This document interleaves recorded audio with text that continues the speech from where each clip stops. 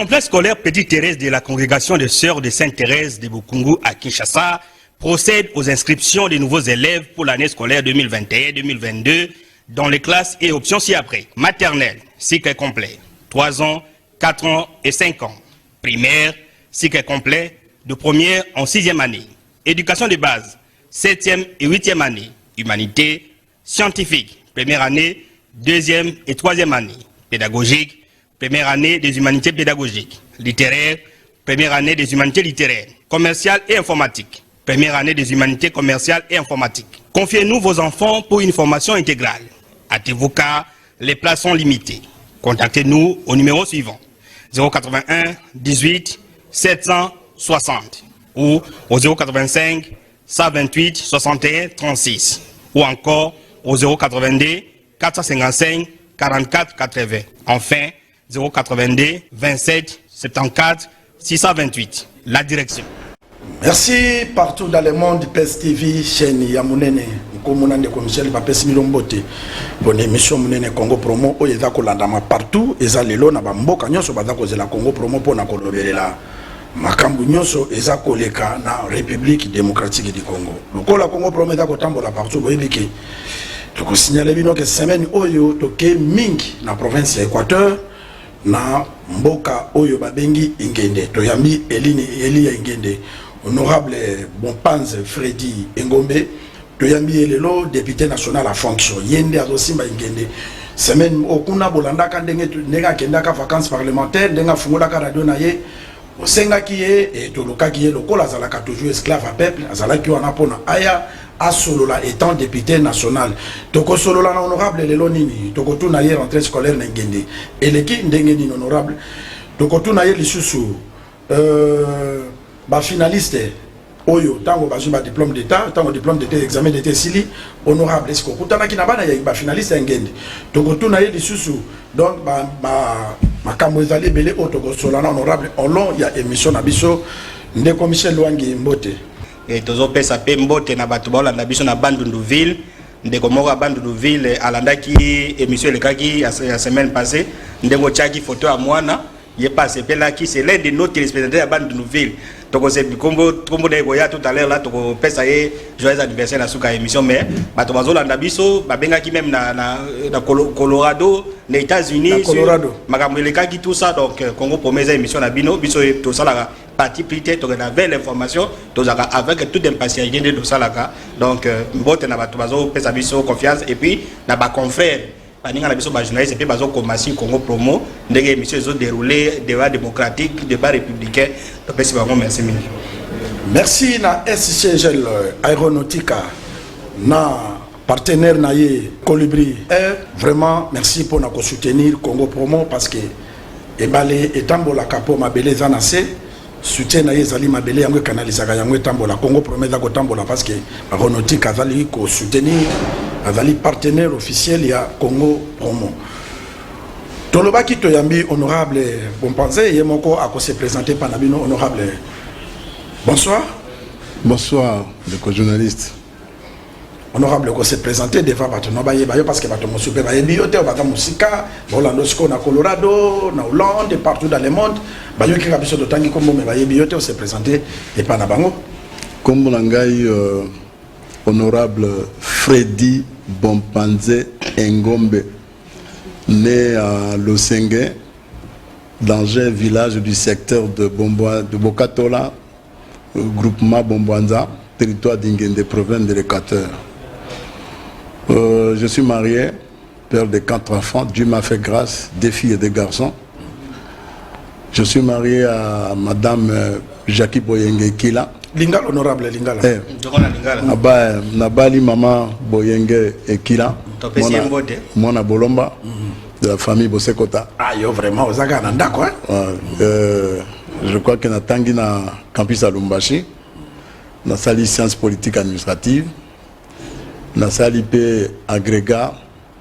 Yani na agrégation yani enseignement supérieur. Na tangi pe na ISTEM na bimaki administrateur gestionnaire des hôpitaux. Si qu'on a préparé maîtrise nangai na bonne gouvernance. Je crois que pour le moment nazalaki moko pe administrateur des sociétés, il y a entreprise de Bélé. Et pour le moment, nous avons député national, mais député provincial, dans le territoire Ngende. Je vois que je suis parmi les meilleurs élus à la province Équateur.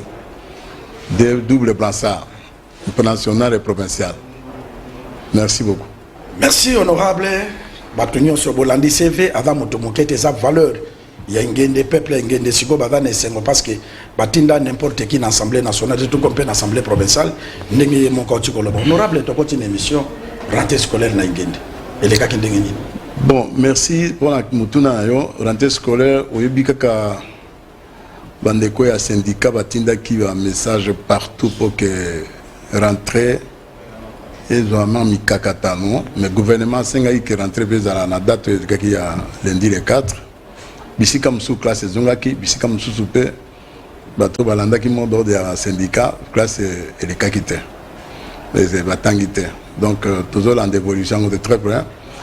Mais toujours c'est un bandeko enseignant sur le territoire ingende. Boy ba que avant c'est honorable, est-ce que vraiment l'école les dans conditions bien bas na vraiment bazongi na ngende dans zolo banayo na ngende ba école eza mabe, c'est ça, eza mabe bana bazotanga na mabele bana babisika mususu soki mbule beti bandele so mbule beti mandala la mbule beti classe pesili mwana bato autaki ndako propre a une école salitaire azongi na ndako salitaire et infrastructure scolaire d'apesate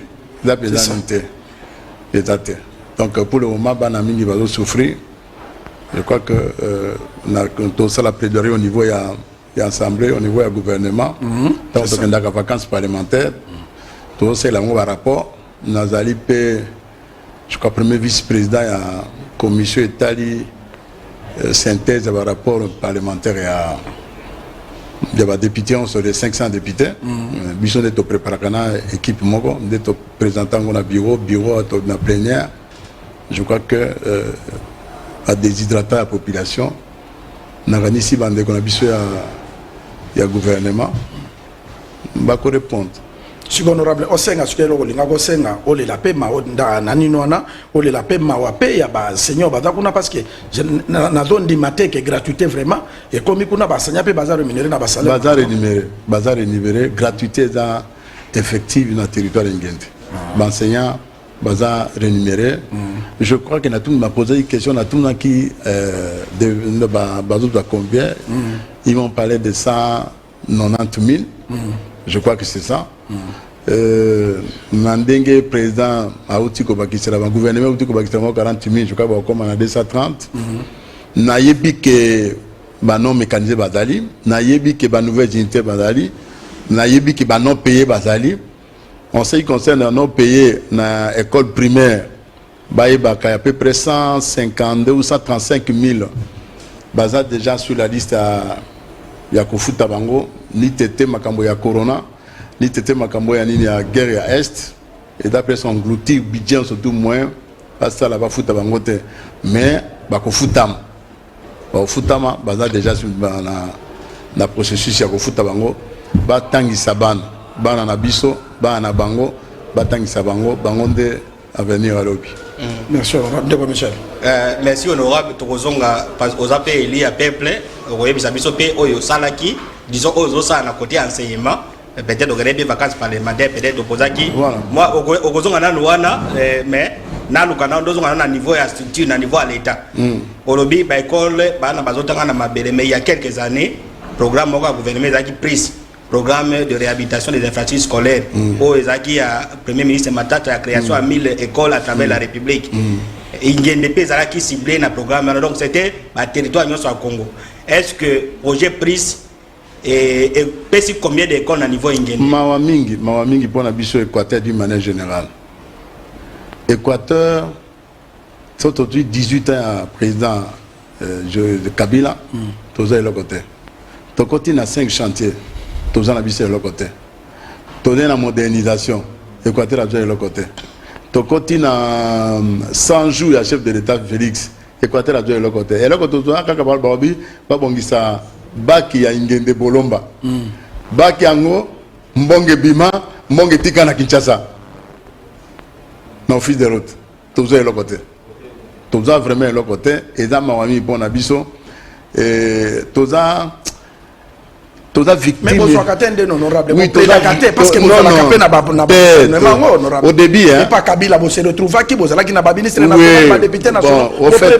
Et puis vous avez comme Sakaka, vous prédacate ou bien ni. Problème il y a compétité problème d'alinde bolingamboka. C'est ça. Bato au badaki liboso na biso. Bon, moto na politique il a problème intérêt. Bato mingi to constater que peuple comme au fond de commerce mo boy. Mais ça il a ka peuple terre. Ça il a ka peuple terre puis là voilà. Tout que découvrir tant que biso to dans les statuts nouvelle génération, nouvelle dynamique il y a député au Tokotoza banamike à peu près 10 sur les 12 on va pas comme ça balongwe mais tout comme à 12 tout constater que Équateur a nulle part. Ba régner ça les Équateur dans la gâté. Baninga bazo comme ici comme c'est Équateur dans la gâté. Tu constater na par exemple na budget à 2020.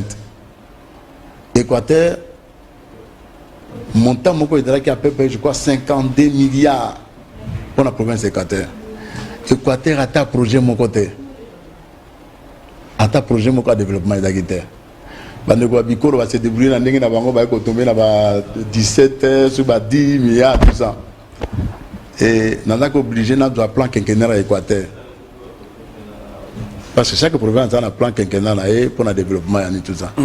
Et qui élaboré dans l'ancien gouverneur, mais tu adapté en gros, tu actualisé en gros. Mais à l'époque, Malobeli Bazate. Ça c'est la réalité. Bazate. Même s'ils occupent les postes et tout ça, Malobeli Équateur. Tous on a nos napopesoli lo bapolo ba magambo oya o sali kuna. Tous on a na point parce que très important. Olobi c'est Kabila, c'est le président Félix même dans 100 jours de mona kiawa. Programme de réhabilitation nationale numéro 8 Ezalaki, Babaki, et ainsi de suite. Au peu lobby, Nabino Boye, on constate que non, Équateur Bazate. Ça signifie quoi? Azala balobérité. Ou alors, Nazo si honorable. Azala balobérité, ou alors, c'est systématique, donc, Batia, Équateur, gouvernement, c'est quoi, aider Équateur, Ezate ou comment? Azala balobérité. Ou alors, bateau, et la président Kabila, et la président Félix, pour ne pas m'emballer, Batia croit pour l'Équateur. Oui ou non? C'est la réalité. Et puis, il va coller sur le code de 32. 32 millions, il va te gérer 32. Mais d'abord, tu vas à la Wana, na tout défini, na bino que bande konabiso bazana bolingo ambokate. Parce que à l'époque là, bazako sola, bazako lia, bazako loba toujours na mokonzi liboso. OK? Il y avait moyen ça là comme sous. Donc on peut intervenir, mais pas na biso zate. Mais honorable, naturellement, parce que là, et de là comme très important, n'importe qui a Kabila, conférence de gouverneur de dans la ville, Mbandaka. Mokonzambo a payé Sakambo, on a plus de 450 maisons. Oyebi yango, oyebi yango. Mbongo wana pe koma kande kwate mutalia geza Kabila des années Kabino moko. Biso mon côté, bateau va qui ko gérer système wana, ils savent là ils ont mis l'argent. Na okena même bosika. On oyebi que grand frère, yokona betoli solo mo grand frère na ngai moko. Avec qui premier commandant bateau présidentiel à Mobutu. Kamanyola. Kamanyola. Père son âme. Et jour moko maman Bobila dawa organiser anniversaire nae Nansele. Et ça fait longtemps que Bakabwana est venu président ici maman Bobila bi maman Bobi namoni moto moko boye zilo yokaye comme on est mampuluma ouais. Ça dit qu'à l'obéla la vérité à tout moment. Le président Kouti a lobby mampuluma ouais ndenge ya bite. Ba bisinga kufa bite ngana kufa te. Quand moto e bisa ngana kufa yenda kufa.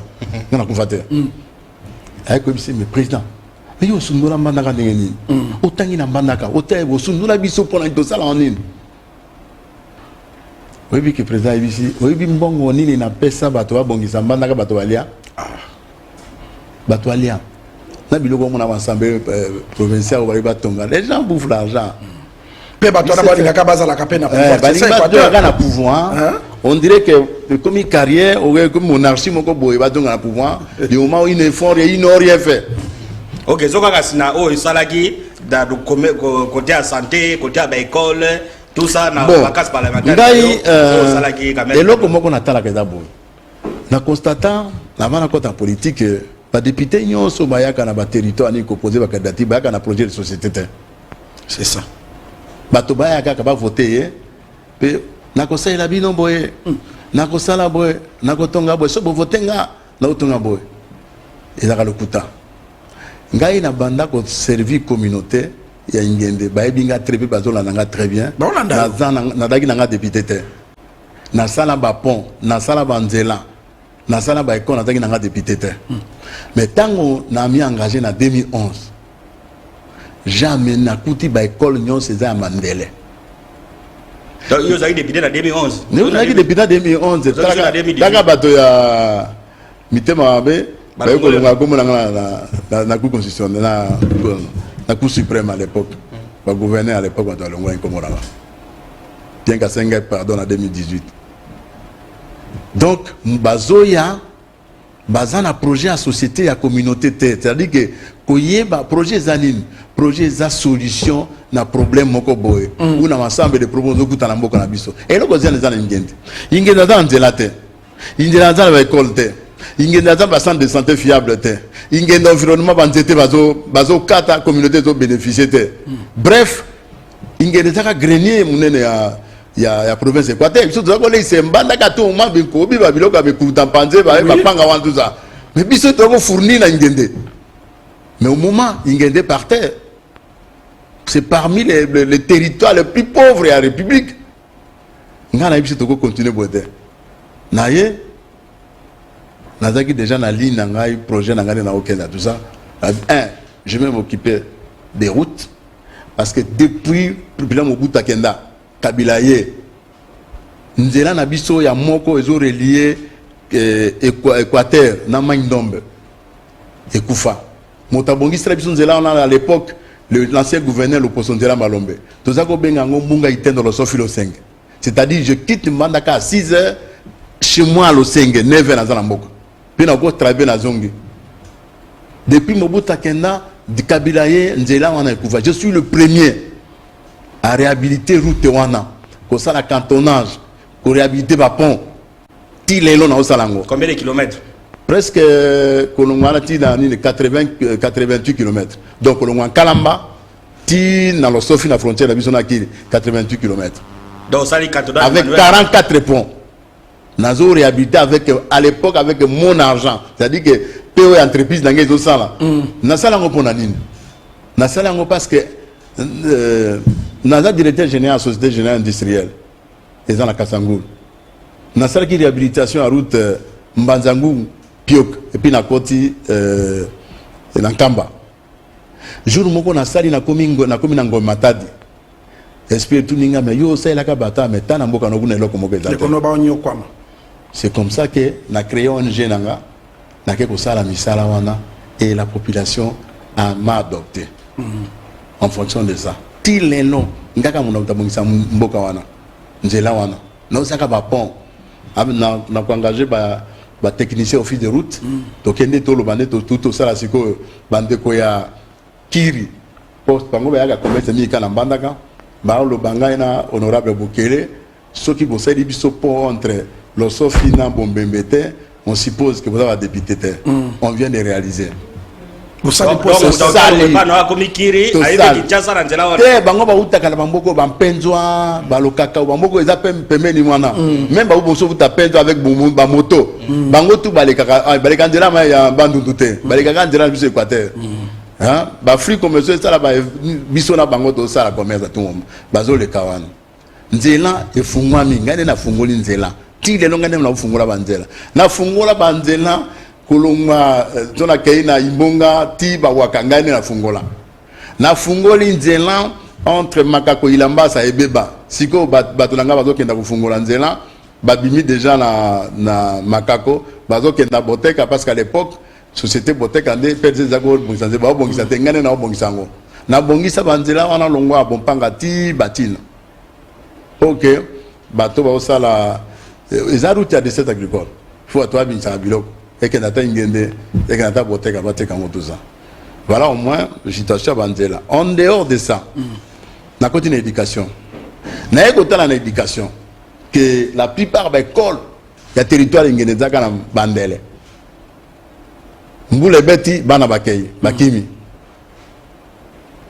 na bina salani na sali opération na évacué bandele na ingéné mo na ingéné ba école comme na batol soki lelo okomi na mboka liboso po bima okota ingéné il faut tompama longwa pama oke belemba oke batina oke ikenge oke yoko oke ebombembe oke wele wango de pas kadina malula oke bamboka so tu wana ti okomi bokatola oke bokatola okomi na losengelwanga bongo tout ça na mbanza olongwi wana ozwi boimbo ozwi lileko ozwi losenge ozwi losofi obimi wana oye boende oye bongili sikoyo oye kokota batina wana bamboka ozotonga bakole ona oto na longoli bandele bakole komi so na tie na ye na 100 tonnes ou 150 tonnes na memeli bango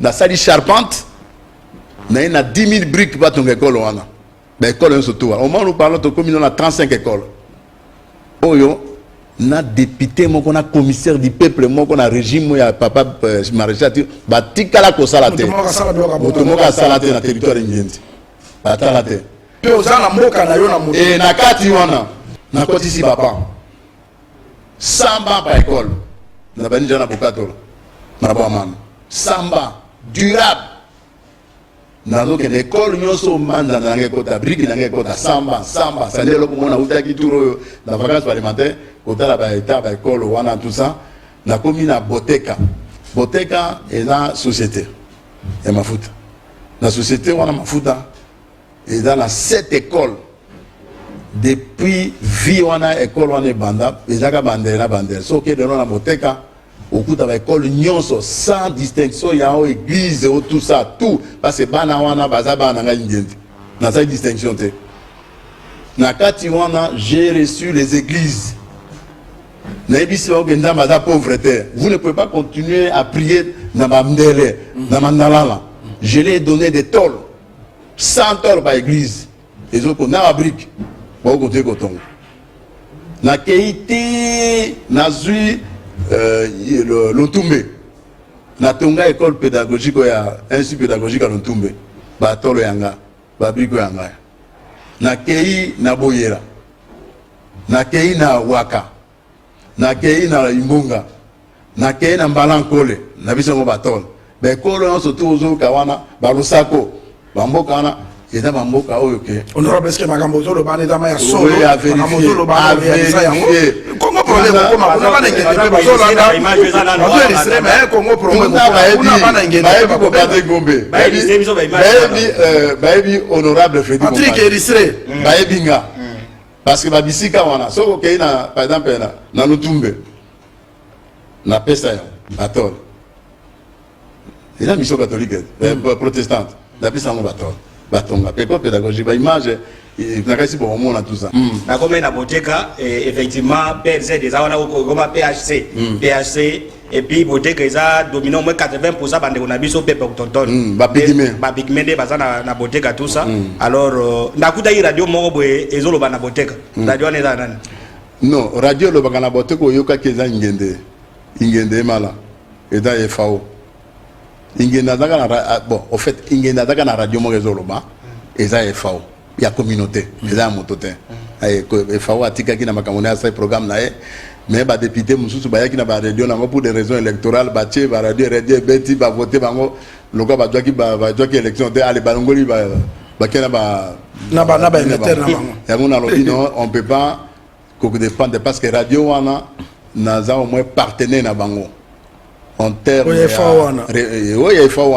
y a carburant pesa bango ba fi ya carburant na somme la bango ba pièce de rechange de soki baby ba benga kangai comme c'est la communauté au moins la communauté bengo tiki biso kaka boy on a radio na biso na système bango tout ça alors je me suis dit il faut na sombo ya ngai moko pour la peine dépendant c'est comme ça que na somme na ngai 1 kilo il va nous couvrir 1 kilo donc à peu près 800 km à vol d'oiseau ouais tikoyo to monter pylône to kuta pylône na tiki pylône à 15 On a que 35, si un technicien, il y a bien d'autres à 30, tout c'est quoi à 30 et tout les misango, tout le matériel, ils ont dit tout le basé à ce qu'on a botek.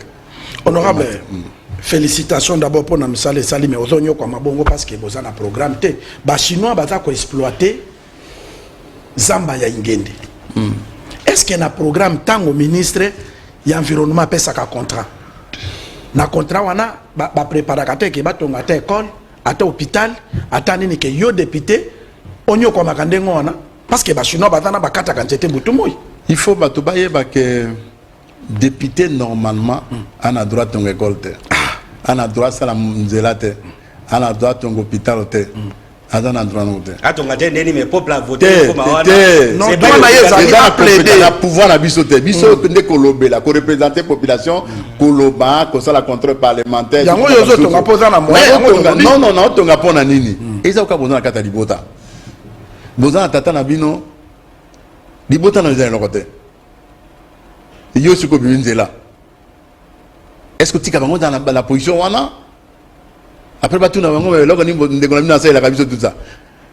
Et puis il faut qu'on se prise à bango. Qu'on se prise à bango pour nini. Na campagne électorale nanga na ebisa ki bango ke non et si kana zo kenda so bo voter ngai. Avant ba voter nga. Na koma ki na habitude so na komi na mboka moko na tout ni posa na bine zanine. Oh posa na biso zalé que au moins école wana tout le cas moto monga tombe la biso batola ça la pour aller ngai sur place ngai za une opération kuziko so na komi na village moko na tout ni posa na bine zanine. Posa na bine école bolingi na école wana to lingi batola sur place chef à la localité directeur ou préfet du comité de société civile basangani sur place na yebi na mutu nanga comment construire une école sur place na ina mbongo nanga na yi monta na bisi monta total wana sur place na bisi bango moto moko ezali en terre ezali ba louer moto na bisi bango frais de séjour ba kei na banda c'est comme ça que na osalaka ngaso na ko toujours éviter biloko ezalaka o memi projet moko non o memi projet moko na mboka bato bana besoin mai yo yiri bango soke loko nini bato ba besoin hôpital yo yiri bango école yango mo ya na mutuna na ye ozonga na makambo asale bato no ba chinois bazo exploiter ba chinois projet za la kate yo kanano contrat liboso na zwa ki liboso da ba libanais BBC natanga ki clause sociale à l'époque un ministre sénateur Ndundu natanga ki na clause sociale na bango balobaki école Boamano balobaki hôpital ya Bokato balobaki basana nzela Bokato la ti losofi balobaki biloko ebele mais biloko wana esalemate njete bima bino ba député bolia ba commission wana bon à l'époque les députés provinciaux à l'époque wana bazala ko travailler en connivence na bango na ba libanais wana ba doka tout ça il y a eu même des bourses à l'époque. Sur les Libanais, bon, et comme les Chinois. Les Libanais, on a traqué par tous les moyens jusqu'à ce que le patron a abandonné la commandité. Mais à Tikaka, les Congolais, on a cité la commune parce que les commis qui ont 4 entités, ils doivent travailler les Libanais, les directeurs techniques. À côté de ce qu'on a dit, on a compte à mon condiment, on a cité comme ça. Mais tu vois, quand on a Chinois, il y a des Chinois. Les Chinois d'abord ils ont Mané Magnon. Je préfère dire ça. Mané Magnon de. Ok? J'ai cherché le patron à Mané Magnon de. Là qui est nanda qu'on a eu. Là il dit que l'autre va ça là on a. Ils ont bien été. Attends Chinois bien congolais. Non c'est des Congolais d'abord. C'est l'autorité. C'est des Congolais d'abord. Tant que tu as bandit pression on a tout ça pression. Bah il y a Mané Magnon. Bah il y a santé comme Moussou et Chinois baté wana pour camoufler la situation. Mais on traite pas au Katamanzete. Et là, comment ils étaient? Baba, ils étaient. École, ils étaient. D'un côté, bande qu'on a vu sauter en Moka Badamabe, la communauté. Mais c'est comme c'est comment, Chinois, l'ingénieur, bon, voilà, ils sont tous les Katanzete, on va mettre une école. Bande Kabo, Kabalobi, non? Quand on a vu ce côté, ils sont bons, on a vu ce côté de l'école. Bapé, c'est un bon. Balembongo. L'école est belle et inachevée. Mais honorable, comment même la clause sociale est allée, même la code forestier est allée. que moto entrepreneur azo kende il faut son âme comment communauté ko engager l'état. Est-ce qu'il n'y a pas un gouverneur? Est-ce qu'il n'y a pas un ministre provincial? C'est ça le problème. Est-ce qu'il n'y a pas d'administrateur du territoire? Comment chinois ni ba on va négocier na communauté locale sans que l'état représente. Non, bazaka toujours représenter le gouverneur si zaka na ba réunion wana parce que dernièrement dans dozaki na makambo ya nzete longwa éthique au Kenabikoro et donc tout ça. J'ai vu contribution à gouverneur à l'époque, quand on participait à la réunion, tout ça. Mais pas de l'obadé. Vous savez, Biloko a intérêt. Merci honorable Toson Ganabe, mission Nabiso. Vous êtes député national Eli ya Ingende. Honorable Binamboka na Congo en général, tous les 26 provinces, tu vis à Kamingi na agriculture, tu vis à Kamingi na pêche, et dans Misala ya Makasi. Tobela kamingi ba hernie ba appendicite ba nini na yebi ke ndengo lobi ke kwa wana ya Ingende eza na ba difficulté pe ya santé nini osala ki pona bana ya Ingende na domaine ya santé. Bon, na domaine ya santé tant on a bandi makambo ya comme député na réhabilité d'abord quelques centres de santé na construit quelques centres de santé par exemple na Boyera na Nkasa na Losako côté Eungu secteur et tout ça. Mais moi, tant qu'on est en vacances parlementaires, na kuti bandekba maladie mingi. Na ju, na associé ba médecin, na recruté bango, tout ça l'opération chirurgie gratuite. Na nek dotier enseignement gratuit, puis dotier santé gratuite. OK? Tout ça les programmes, na somi bankisi na ba pesinga réquisition, na somi bakisi, na somi bakisi. Et na fouti ba honoré na bango to keina ba médecin et sika to uti okenda vacances parlementaires pour ba opérer bato gratuitement tala to komi Bokatola na centre de santé à Bokatola poste à santé à Bokatola to recruter to basali ba dépister ba belé to tomber na 280 sur les 280 il y avait 100 et quelques malades faute. Il y a une infrastructure, il y a des malades, nous avons opéré que 58. Toké dans le Sengue, il y a 100 et quelques, opéré de sous 50 ou 60. Toké dans Ingende, il y a plus 80, on a dû grâce opérer 80 parce que Ingende, l'infrastructure des alliés, tout ça, opéré presque tout. Tout ce qu'on a dit, tout coopéré 67 ou 60 bon sous parce que place à côté à malade des athées ici bambé tout est coquille parce que il faut plutôt jouer rôle là to encadrer bango de façon que ba épidémie c'est bima malade c'est bima mais tout ce qui to ici bango que tozonga na janvier hein l'état bande comme sous wana bande wana malade ba malade belé ba malade ba hernie ba malade ba myome ba malade appendicite ba tokuti ba césarienne tokuti ba to ba dans la hernie tokuti ba to ba malade ndenge na ndenge ba musu ba dans la bec de lièvre ba musu ba la maladie à mus ba tout ça to opérer bango sans distinction de race au bocha donc tout le monde oui et dans la base il y a ba malade musu tokuti et n'a même pas si on a un plateau. Au moins, il y a une consultation. Mais tant qu'il y a une opération, au moins, on a forcing, on a comme ça, on a. La makasi, on a. Et ça, la déchirer, tout ça, déchirer. La partie à moi, non, il bimi. Et il faut que tu écoutes Bakaya, que tu sois matrice, on a belé dans ma médecin. Tu as l'émission spéciale. Baroya, tu as l'émission dans ma médecin. Bapé Sabisto, Bassa la évaluation par rapport à tout ça. Du moment, tout ça là qui y a un oh, et là, tout ça, il colle pour la santé, il y a un pour la communauté. Et je crois que tout le monde est satisfait pour la première fois dans le territoire Ingende. Besoin de nos députés à s'occuper de la santé à 100%. Honorable Kolobako, tout est biso na Congo pour moi, Toza Kolobaki, dans tous les 26 provinces de la République démocratique du Congo. Congo pour moi, ils allaient et rôle ya député yangoyo. Na kanisi bozo mona ba illustration à promettre que tu ba métier on a ba oya awa na plateau Congo promo pour na Koloba. Oza député bande ko batindi yo po yo bimanzela.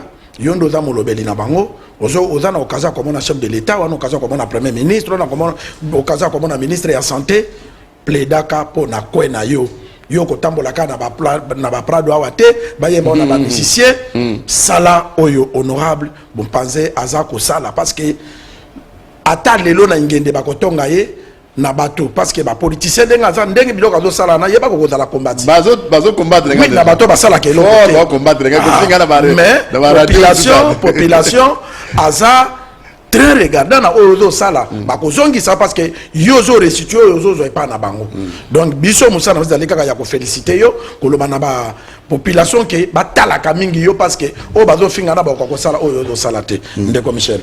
Merci honorable. Alors to na wa ko to na ba appui na ba organisation ya ba jeunesse au pesa bango mo mbongo tout ça mais dazo ngandano na ozo sala wana soki to olobi depuis même série ba commissaire du peuple tout ça c'est le président Mobutu mutumoka salate et peut-être au regard imaginer tout le monde to que non na ngende boza comme deli ngende national ngai moko ba provincial badam bale. OK, ça va peut-être provincial peut-être aza moi makasité non non ba be na bana moyen na bango bazwaka emolima nango bazwaka OK parce que batongi bandako soki bazaka na mbongo te bakotunga na bote batongi bandako batambola pe na bajiba batambola kana bajipe oyebi problème bango il faut ko finga te kopanze oyebi honorable Mboyote voilà to kutana kana alors to gende ba salera kote bien voilà Moutouna na geza boy donc on suppose que député provincial nego lobike ada ba moyen alors na oyo sala na information zali na Équateur vous pouvez être combien de députés oazo sunga circonscription na ye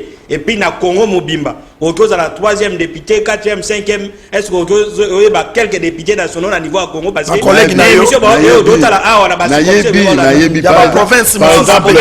par exemple collègue nanga moko like Mulumbale Madana Ouvira.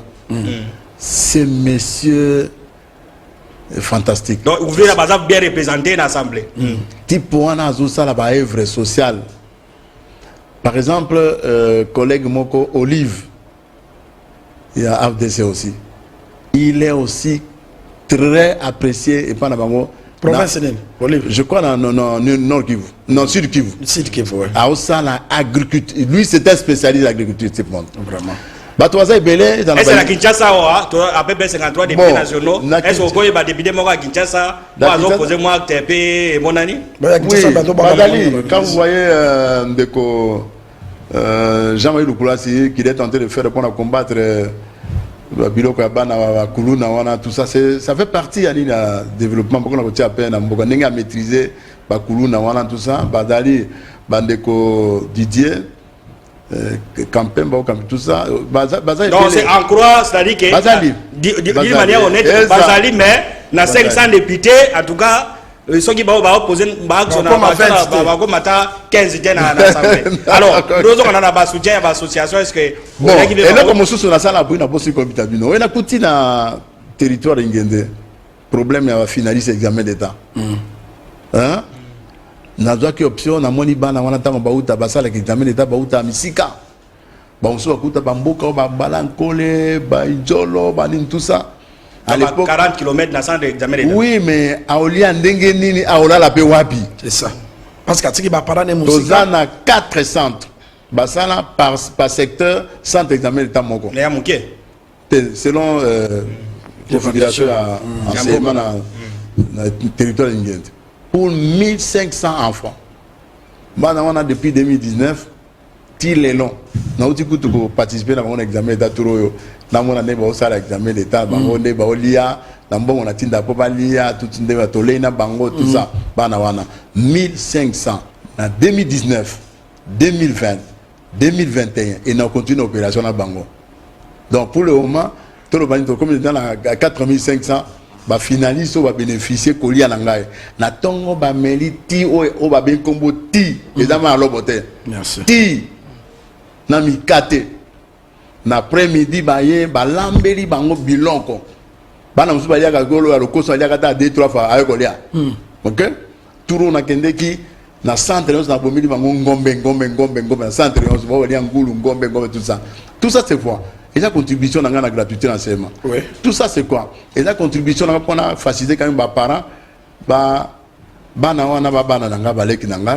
ça l'examen dans les meilleures conditions.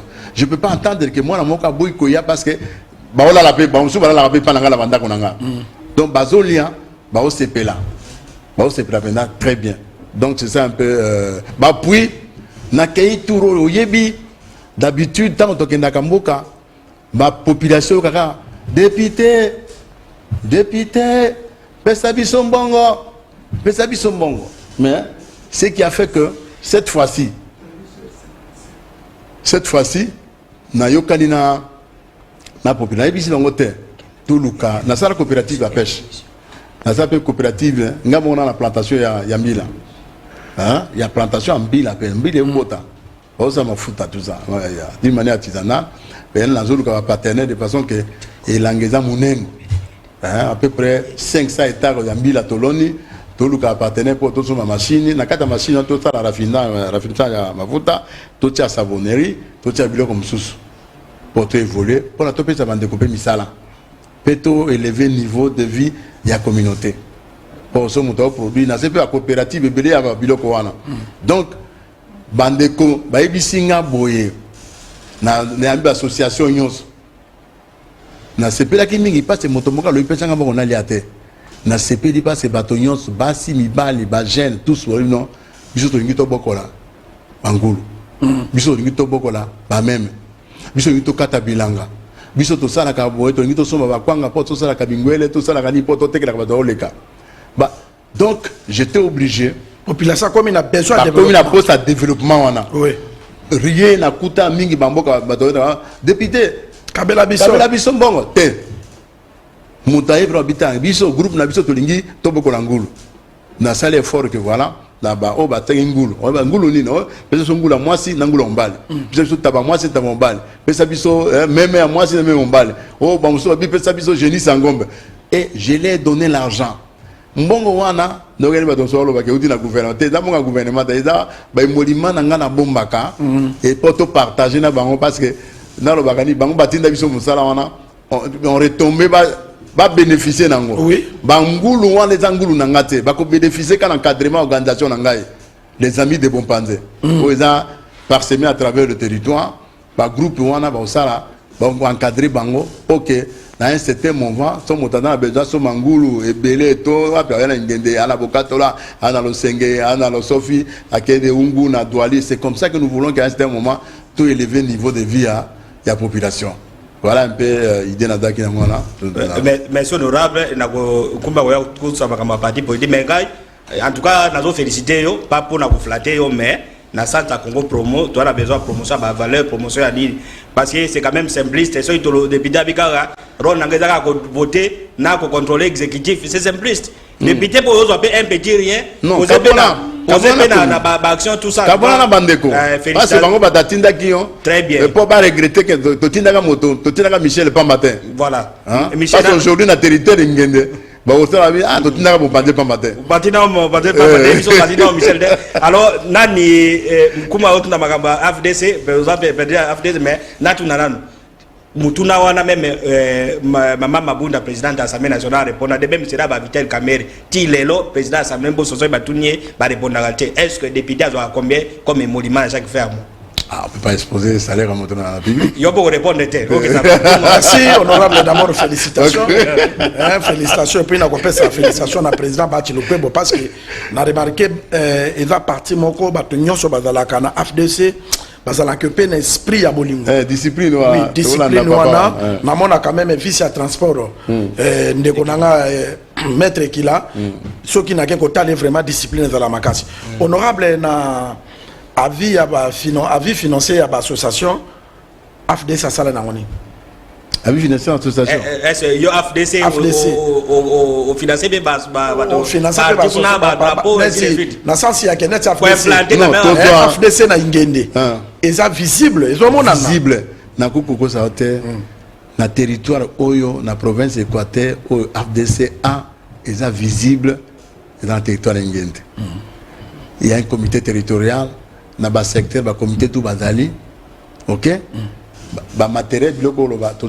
matériel ba drapeau na bani na to kena na nguna pas tout ce ko keine ngendo au mona FDC do pepa hein et zo pepa pona nini ngai na dans le secrétaire exécutif national au niveau ya FDC au niveau du parlement na la premier vice-président un groupe parlementaire FDC hein na ba commission mususu wana na représentant FDC Mais cela ne veut pas dire que ça, peut-être, Nabokas n'a courage, n'a yo. Non, la même président, il y a un parlementaire. Par exemple, n'a qu'un élément, vacances parlementaires.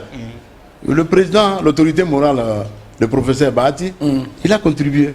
Voilà. Après, si.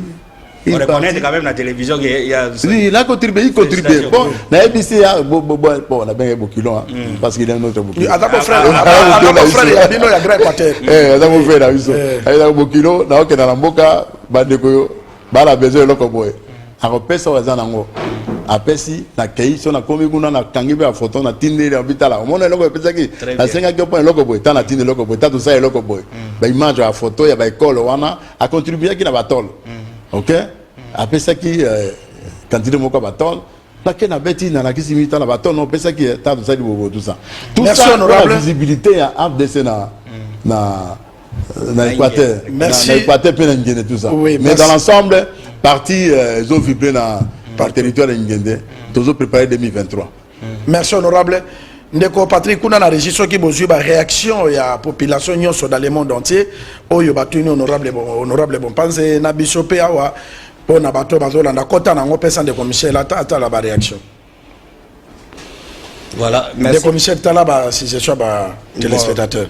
Tozui Mutuna Roger na Bulungu donc na Bandundu, Bulungu je crois Kwilu. Alors, vous, député national, quel est votre salaire? Donc, Mutuna la Tunagio, Awa, Ndego Roger Bulungu. Roger, c'est difficile. État difficile, État africain. Difficile d'étaler salaire là, la place publique. Si vous étalez, mais le budget 2022, où est accessible. Député a besoin de 10 000, 25 000 dollars, 10 250. Le budget 2000, donc à peu près 10 000 dollars. Où est la budget? Non, non. Mais Roger Ayeba, le député national Freddy Bompandé, au hasard de Vabino, je suis administrateur des sociétés, j'ai des entreprises. C'est-à-dire que député pour vivre très bien à aider communautés. Il faut dans la source permanente. J'ai mes unités de production, ok? Dans la plantation, dans le domaine de la concession minière, dans l'exportation. On a payé le bateau, guerre ici, la gâteau président Samuel Obaragé. Ok, Nani Paul Nabeni, Abi, félicitations pour ces députés. Qui c'est son peuple, donc de Paul na Béni. Félicitations. Maman Anne-Marie na Lagos, donc na Nigeria.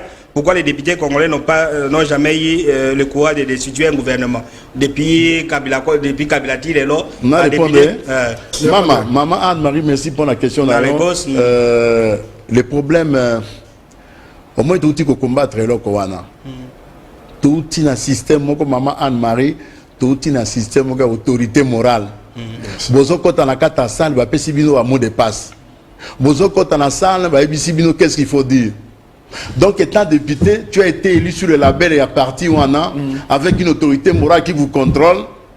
Moyeto lo ba mingezate. Même pour prendre la parole, donc pose la parole pour que au défendre la communauté tout ça et là difficile parfois. Mais cette fois-ci avec l'union sacrée nous avons levé l'option que tout ministre qui va se comporter dans le détournement, l'escroquerie, tout ça, on va le faire destituer. À suivre le dossier RAM. Après si biso nani Maman Martin Kindu, vous répondez na Mukuse, quelle différence existe-t-il entre l'Assemblée provinciale parce que donc les statuts et les gars qui l'Assemblée Nabino. Est-ce aux hommes la différence de député? En fait, on commence à avoir un député national, il est élu pour toute la nation. Je suis député national. À l'objet différence na bino est-ce que na Moussane Bosala na ba la différence ali dans ma casse bisoto ça la production législative ba province Mususu ba osala ta edit na boy ko tanga parce que ba ko na na boy honorable bango ba produit mingi te bango ba wela kuna mbongo bango na gouverner ba wela ka mbongo mais bisoto osala musala tozo produit ballon tozo produit toute cette interpellation, toute cette contrôle parlementaire. Mais quand on a vu ça, il y a la province. Ça est le côté. Gouverner à tout moment. Merci, honorable Congo Promo partout. Tout ça, on a besoin, il y a des députés du peuple. Au monde honorable, on va 2023. Bisso, toza lokola Jean-Baptiste to planifier kanzela pour mokonzi azako ya mokonzi ezande élection honorable 1 minute ya monde de la fin pour nato kita puis on remercier pe bana ngendo ba fandeli ba télévision o ba parce que yebaka ke ozana bitumba makasi osenga bana ngende pe ba bondela pona yo na ba projet d'avenir ozali na ngona bana na yo pour na république mobimba état député national ba c'est biso confiance moni batinda kibiso pour un objectif pour nato bongisa mboko to changer mboko bandi mela biso na moi d'abord ndambo biso to sali. Nous avons presque donné du pouvoir à président Tshisekedi. Parce qu'au début, il est en difficulté, on a fait tout. Le président aujourd'hui, il est dans sa peau de président de la République. Il prend maintenant la décision. Ce qui veut dire que ça limité, et ça soit député. Il a la responsabilité comme garant à l'institution, comme garant à fonctionnement. À ça, la Moussa est très bien. Tout appuyer, tous les députés, député à l'Union sacrée. Parce que je suis membre AFDCA et notre candidat que nous avons choisi c'est Tshisekedi. Donc on a Tinasuka. Il faut président appuyer Bisso. Il faut appuyer Bisso parce que le président ne sera pas partout. C'est nous les députés nationaux, tous partout, à appuyer Bisso pour que au niveau de territoire. On a visibilité à Misana. Merci honorable. Pour la population ingende, basa na confiance. Batinda ginga na sepeli mingi, misala ezo salema. Les amis de Bonpanze, bon contrôler yango, bon suivre yango pour na bien-être la communauté la biso ya ingende. Rendez-vous en 2023. Merci beaucoup. Alors, ndeko oa bandulovi ndeko Eric Mosheli, donc l'un des téléspectateurs abiso, Topesimbo, SGL aéronautique na Colibri, batonyos bokende aéroport, bo voyager na Congo Mobimba, Congo Promo eza pona bino. Merci Balanda Congo Promo, komuna de commissaire honorable bapesi bino vraiment merci na tao bofandi pona kolanda. Puis Topesimbo te na partenaire na biso, SGL aéronautique na Colibri. Vraiment merci pour la confiance. Nzambe na bakoko ba continuer kotambola tozo benga ba député nyonso boya mesa yango ko banda koteka nkomona de commissaire bazebale o bakanga mabokete bye.